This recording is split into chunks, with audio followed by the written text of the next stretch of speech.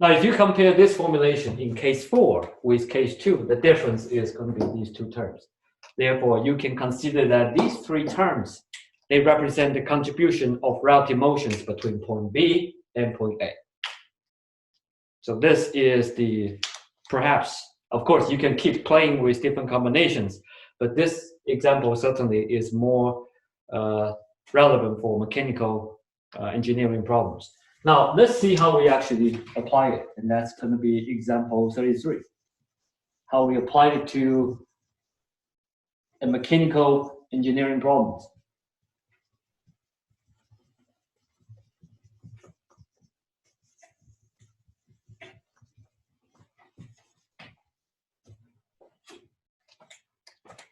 Example 32.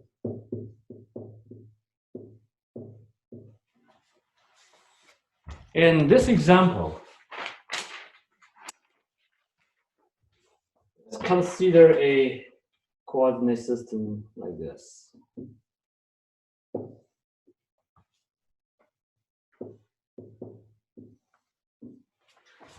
We have x here, y here, and z here.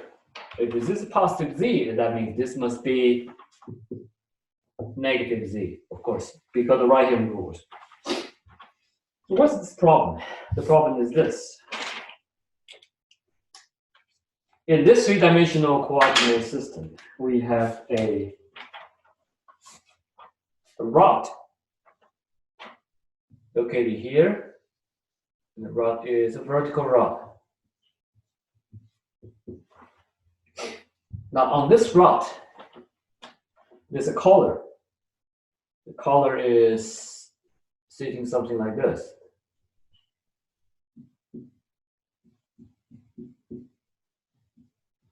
Assuming that this collar can actually slide along the rod, which of course is possible, right? So this collar can actually slide freely.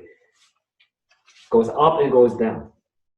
But the thing is, this rod actually connects with another device, and this device is another collar, which is standing here.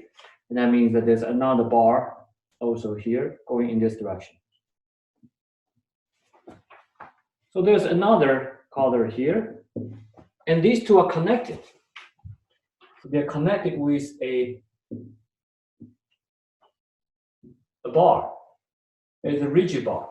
But the rigid bar at the end here is a hinge, which means that if you call this point A, this point B, it is obvious that these two, with the connection of this rigid bar and two hinge points, will form a relative motion between point A and point B because they are coupled, correct?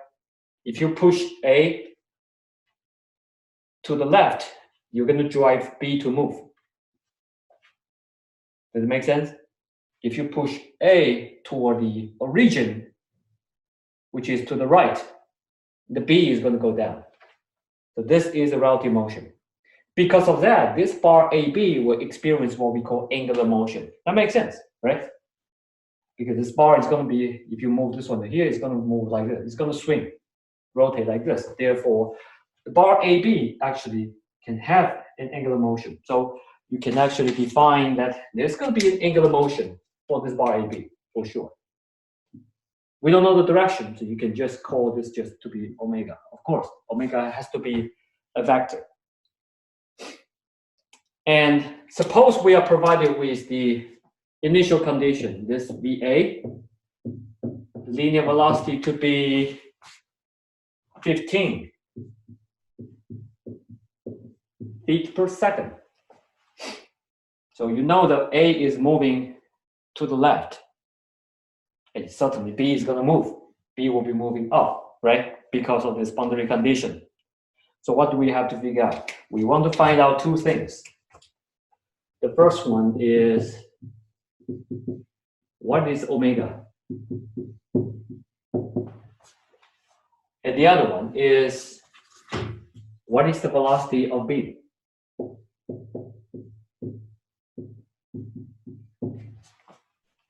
We want to know these two. Okay,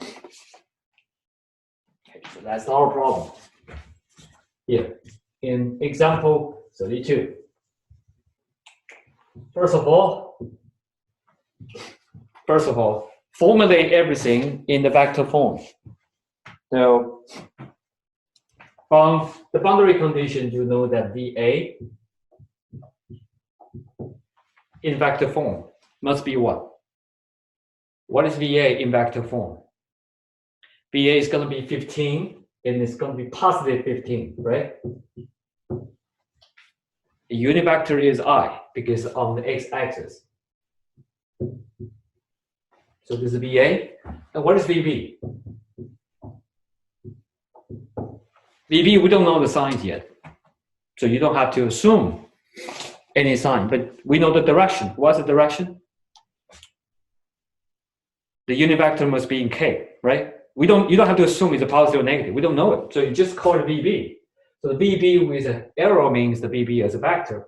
If you say this VB, just like that, that means the amplitude or the magnitude. We don't know the sign, so you don't have to decide the sign right now, but we know the direction, and the unit vector is K, correct? That's what we know. Okay, and what about this omega? Of course, omega must have what?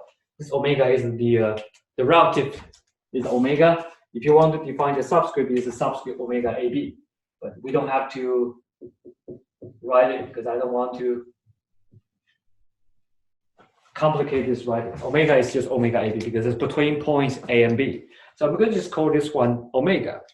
But we know in general, omega has 3 components, correct? So we can say that this omega has omega x in I direction, in the x direction, plus omega y, and j plus omega z times k. So I just simply express omega in the 3-dimensional format, in the vector form. That's all I did. So put down the conditions we know. Now, to do this, of course, we also need to know that what is the distance. So we also need to know what is the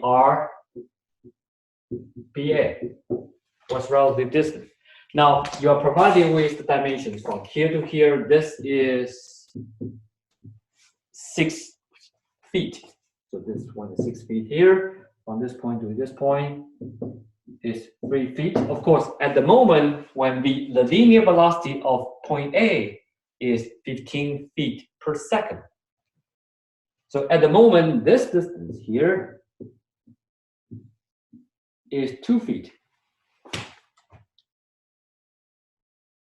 Right? So what is the position vector of B with respect to point A? And that's how we're going to define RBA. Remember, is B with respect to A. So how do we figure this one out? And remember, by definition, to figure out what is RBA is essentially to do this.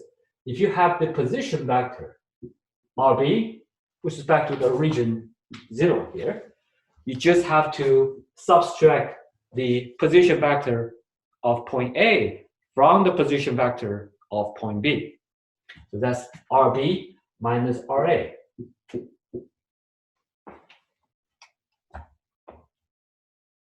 Right? So here, and if you don't know how to decide this one, well, just decide determine what's position vector for point B and point A, and then just subtract these two. So this can be easily determined. First of all, what's the position vector of this point B right now? So on the X is what? Is 0 because it's on the YZ plane. So the X is 0, that means 0I. And for the Y is 6. So it's a positive 6J.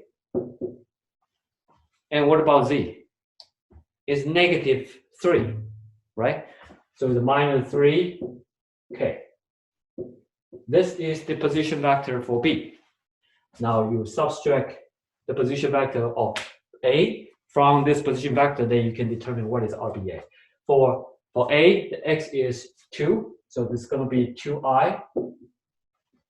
For the Y is 0 because at